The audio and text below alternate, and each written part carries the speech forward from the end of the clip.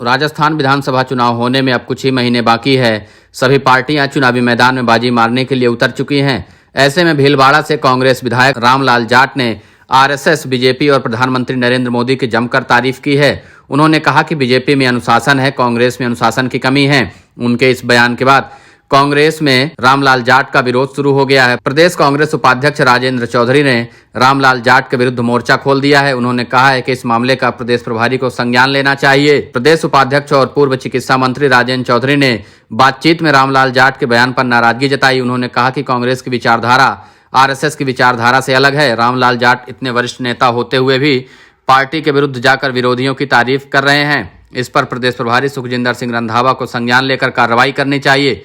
उन्होंने कहा कि रामलाल जाट अनुशासन की बात कर रहे हैं। सितंबर में जो हुआ वो पार्टी का काला अध्याय था। अध्यक्ष सोनिया गांधी ने मल्लिकार्जुन खड़गे, अजय माकन को राजस्थान भेजा था। वो इंतजार करते रह गए, लेकिन यूडीएच मंत्री शांति धारीवाल और मुख्य सचेतक महेश शर्मा ने विधायकों के साथ मिलकर सीपी जोशी को इस्तीफे सौंप दिए। इस्तीफा देने वालों में रामलाल जाट भी शामिल थे। उस समय अनुशासन की बात कहां गई थी? उन्होंने कहा कि सचिन पायलट विधायक मात्र नहीं है, उन्होंने राजस्थान में सरकार बनाने में भूमिका निभाई थी।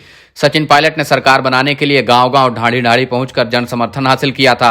इसके बाद राजस्थान में सरकार बनी थी। उन्होंने कहा कि सचिन पायलट राजस्थान के साथ साथ राष्ट्रीय नेता भी हैं।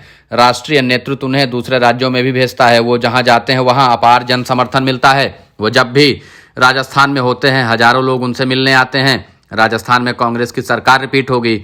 अशोक गहलोत चौथी बार मुख्यमंत्री बनेंगे। ऐसे नारों के सवाल पर प्रदेश कांग्रेस उपाध्यक्ष राजेंद्र चौधरी ने कहा कि नारे लगने से कोई मुख्यमंत्री नहीं बनता। ऐसे नारे तो हमारे अपने समर्थकों से लगवा दूंगा। यहाँ तो राजस्थान की 7 करोड़ जनता तय करेगी। चुनाव के बाद पता चलेगा कि जनता किसको चेहरा बनाती है। इससे पहले रामलाल जाट को पायलट खेमे के मंत्री हेमाराम चौधरी ने भी जवाब दिया था। अब रामलाल जाट के ऊपर सोशल मीडिया से लेकर हर जगह बयानबाजी हो रही है कि अगर बीजेपी में उनको इतनी ही ज्यादा अनुशासन लग रही है तो वह बीजेपी में जाकर शामिल हो जाएं। कुछ नेताओं का यह भी कहना है कि भाजपा हर राज्यों में चुनाव से पहले कुछ नेताओं को अपने पार्टी में शामिल करवाती है। अब भाजपा की नजर जाट नेताओं पर है तो रामलाल जाट भी उन्हीं नेताओं में शामिल हो सकते हैं जो चुनाव से पहले कांग्रेस पार्टी छोड़कर भाजपा में शामिल हो जाएंगे।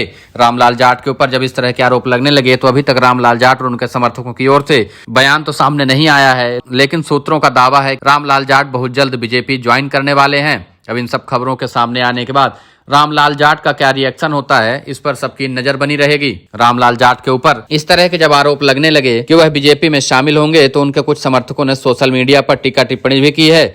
उनके समर्थकों का कहना है कि सच बोलने से सबको मिर्च लग जाती है, लेकिन पायलट समर्थक और उनके कुछ मंत्रियों ने इस बात का दावा किया है कि रामलाल जाट बहुत जल्द बीजेपी में जाएंगे। इसी वजह से गहलोत के सामने भी गहलोत की सरकार पर नाराजगी जता रहे हैं। उदयपुर जिले के प्रभारी हैं रामलाल जाट और अशोक गहलोत के सामने ही उदयपुर में जब संभाग स्तरीय कार्यकर्ता सम्मेलन हो रहा था तो उन्होंने हार की जिम्मेदारी अपने सर पर ना पड़े, इसलिए उन्होंने खुलकर कह दिया कि राजस्थान कांग्रेस में संगठन में कमी है और चुनाव हार भी जाएं तो हमारी कोई जिम्मेदारी नहीं होगी। इशारों में रामलाल जाट ने यह जता दिया है कि वह कांग्रेस पार्टी के लिए अब काम नहीं कर रहे, बल्कि बीजेपी उनको ज्यादा अच्छी लग रही है।